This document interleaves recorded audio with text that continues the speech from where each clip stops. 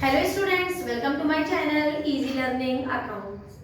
आज के इस वीडियो में हम न्यू चैप्टर स्टार्ट करेंगे of financial statement of sole proprietorship with adjustment. इस चैप्टर में ऑलमोस्ट हम trading and P&L account and balance sheet ही बनाएंगे जो हमने अपने प्रीवियस चैप्टर में पढ़ा था, लेकिन इसमें हम कंसर्न अकाउंट में या कंसर्न स्टेटमेंट में हम कुछ एडजस्टमेंट भी करेंगे और आज हम पढ़ेंगे कि वो कौन कौन से एडजस्टमेंट्स होते हैं जिनको बेसिकली हम अपने फाइनेंशियल स्टेटमेंट में करते हैं और एडजस्टमेंट होता क्या है, और फिर एक एक करके एडजस्टमेंट्स के एडजस्टमेंट एंट्रीज और उनके ट्रीटमेंट्स भी देखेंगे।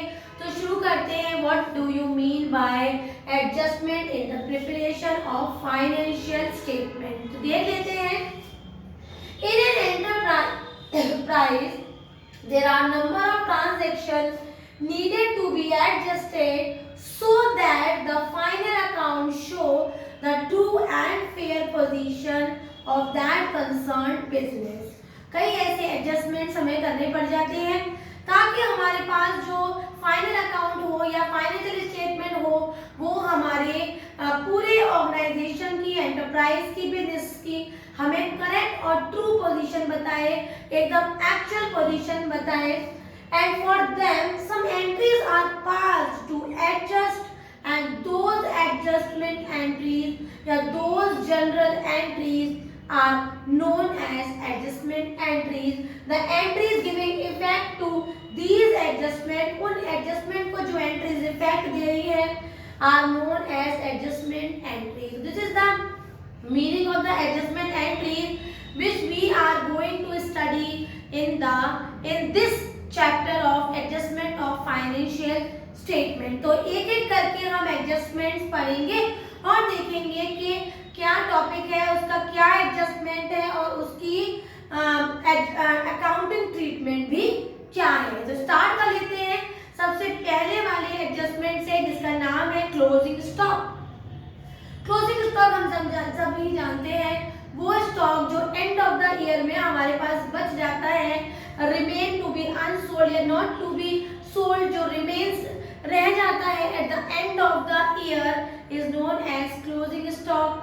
तो क्लोजिंग स्टॉक की बच्चों हमारा जो कॉन्सेप्ट रहेगा स्टडी करने का वो होगा, हम कंसर्न टॉपिक पढ़ेंगे, उसकी एडजस्टमेंट एंट्री पढ़ेंगे और उसका ट्रीटमेंट पढ़ेंगे in both trading and P&L account as well as in the balance sheet. सबसे पहले अगर मैं इसकी एडजस्टमेंट एंट्री की बात करूं तो क्लोजिंग स्टॉक की जो एडजस्टमेंट एंट्री होती है वो होती है closing stock account debit to trading account be closing stock recorded, right. अब इसके ट्रीटमेंट देख लेते हैं, बहुत ही आसान ट्रीटमेंट है। इसको ट्रेडिंग एंड पी&एल अकाउंट में तो credit side by closing stock के नाम से और बैलेंस शीट में एसेट साइड क्लोजिंग स्टॉक के नाम से हम दिखाते हैं।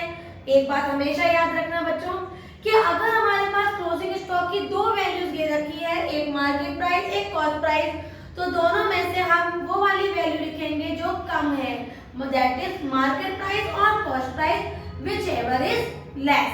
दूसरी बात जो हमें ध्यान रखनी है इस टॉपिक पे वो ये है कि अगर क्लोजिंग स्टॉक ट्रायल बैलेंस जो क्वेश्चन में हमें दिया होगा उससे बाहर दे रखा है तो उसको हम ट्रेडिंग में भी दिखाएंगे और बैलेंस शीट में भी, लेकिन अगर वो ट्रेडिंग ट्रायल बैलेंस के अंदर गिवन है तो फिर हम उस क्लोजिंग स्टॉक को ट्रेडिंग अकाउंट में नहीं दिखाएंगे। We will only show in the balance sheet।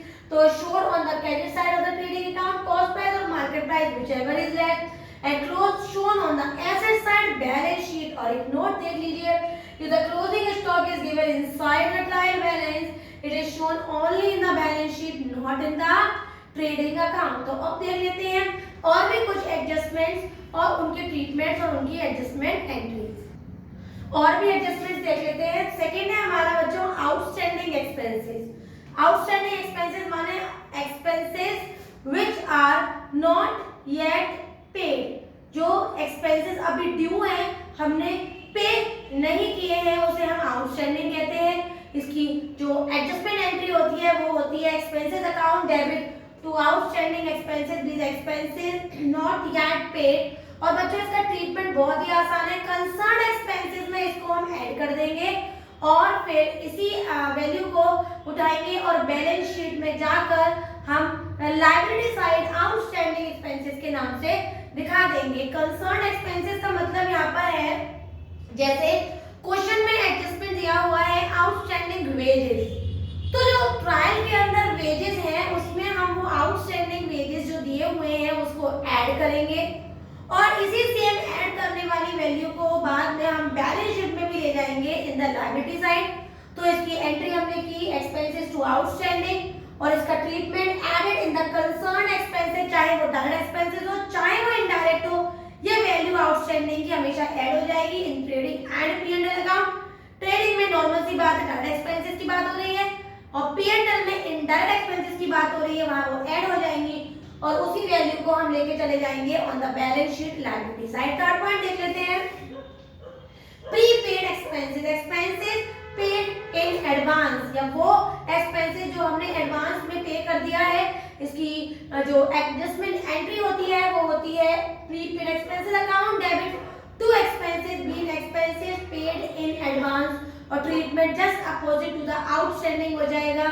वहां पर हमने ऐड बताया था, यहाँ पर कंसर्न एक्सपेंसेस में डिडक्ट कर देंगे, माइनस कर देंगे, लेस कर देंगे, चाहे वो डायरेक्ट हो तो लेस करेंगे, इनडायरेक्ट एक्सपेंसेस हो तब भी लेस कर देंगे। और दूसरी बात ये कि उसको हम बैलेंस शीट में भी एसेट साइड पुट करेंगे, not in the liability side. तो लायबिलिटी साइड ही आएगी आउटस्टैंडिंग और एसेट साइड आ जाएगा प्रीपेड। तो एंट्री है इसकी प्रीपेड एक्सपेंसेस टू एक्सपेंसेस और इसकी ट्रीटमेंट है हमारा, ट्रीटमेंट है इसका deducted from the concern expenses in the trading and P&L account and shown on the balance sheet asset side. अब और भी कुछ थोड़े से एडजस्टमेंट और देख लेते हैं। नेक्स्ट है हमारा एक्यूड इनकम। एक्यूड इनकम मतलब बेटा इनकम नॉट येट रिसीव्ड, वो इनकम जो अभी हमें मिली नहीं है मिलेगी, तो उसकी जो हमारी एडजस्टमेंट एंट्री होगी वो होगी accrued income account debit to income account being income not yet received, right. और उसका ट्रीटमेंट कैसे करना है, इसको हम आपने देखा होगा पी&एल अकाउंट में क्रेडिट साइड जो हम लिखते थे उसका हेड था हमारा इनकम्स एंड गेन्स। तो इनकम्स एंड गेन्स में जो कंसर्न इनकम है और अगर एडजस्टमेंट में एक्यूड इनकम है तो उस कंसर्न इनकम में जाके वैल्यू को हम ऐड कर देंगे। So it is added to the concerned income in the P&L account credit side and also it is shown on the balance sheet asset side और बैलेंस शीट में उसको हम asset side दिखा देते हैं। आगे बढ़ जाते हैं, नेक्स्ट है बच्चों हमारा, इसका नाम है हमारा अनअर्न्ड इनकम। अनअर्न्ड इनकम का मीनिंग होता है इनकम रिसीव्ड इन एडवांस, जो इनकम हमें एडवांस में ही रिसीव हो गई है तो उसको अनअर्न्ड इनकम कहते हैं। इसका जो ट्रीटमेंट होगा अकाउंटिंग या एडजस्टमेंट एंट्री होगी वो होगी इसकी income account debit to unearned income being income received in advance. और बच्चों इसका जो ट्रीटमेंट होगा वो होगा कि पी&एल अकाउंट में जो हमारे इनकम्स हम लिखते हैं ऑन द क्रेडिट साइड उसमें कंसर्न इनकम पे जाके ये वैल्यू डिडक्ट कर दी जाएगी, माइनस कर दी जाएगी और बैलेंस शीट में इसको हम लायबिलिटी साइड दिखाएंगे, एसेट साइड नहीं दिखाएंगे। एक बात और मैं आपको बता देती हूँ, अभी जो हमने पॉइंट्स पढ़े आउटस्टैंडिंग वाला, अनअर्न्ड वाला, एक्यूड वाला और प्रीपेड एक्सपेंसेस, ये चारों के बारे में एक नोट हमेशा याद रखिएगा, एक पॉइंट हमेशा याद रखना है बिफोर डूइंग द एडजस्टमेंट के if these four items given outside the trial balance और एडजस्टमेंट में वो दे रखे हैं तो जो अभी हमने सीखा हम एज इट इज उसको फॉलो करेंगे। लेकिन अगर इन चारों में से चारों कौन कौन से प्रीपेड, अनअर्न्ड, एक्यूड और आउटस्टैंडिंग, अगर ये ट्रायल के अंदर दे रखे हैं बेटा, अगर ये ट्रायल के अंदर दे रखे हैं तो they are only shown in one side not in the other side. मतलब कौन से साइड की बात हो रही है कि अगर आउटस्टैंडिंग या ये वाले पॉइंट्स हमें ट्रायल के बैलेंस में दे रखे हैं बच्चों तो इसको केवल के केवल हम बैलेंस शीट में ले जाएंगे और ट्रेडिंग एंड पी&एल अकाउंट में नहीं ले जाएंगे। मतलब दो जगहों पर जो हम चीज ले जा रहे थे trading and P&L and balance sheet, तो दोनों में ना ले जाकर इसको सीधे केवल बैलेंस शीट में पहुंचाएंगे और ट्रेडिंग एंड पी&एल अकाउंट में इसका एडजस्टमेंट नहीं करेंगे। कब नहीं करेंगे? When they are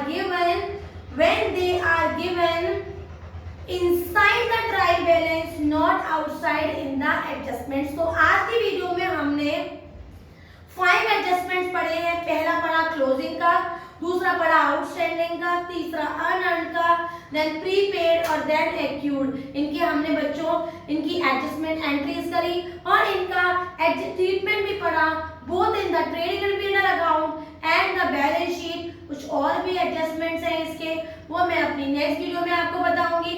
अगर आज का वीडियो और आज के ये 5 एडजस्टमेंट्स आपको अच्छे से समझ में आ गए हो, वीडियो सब क्लियर हो गई हो, तो मेरे वीडियो को लाइक करें, शेयर करें और मेरे चैनल को सब्सक्राइब जरूर करें। Thank you.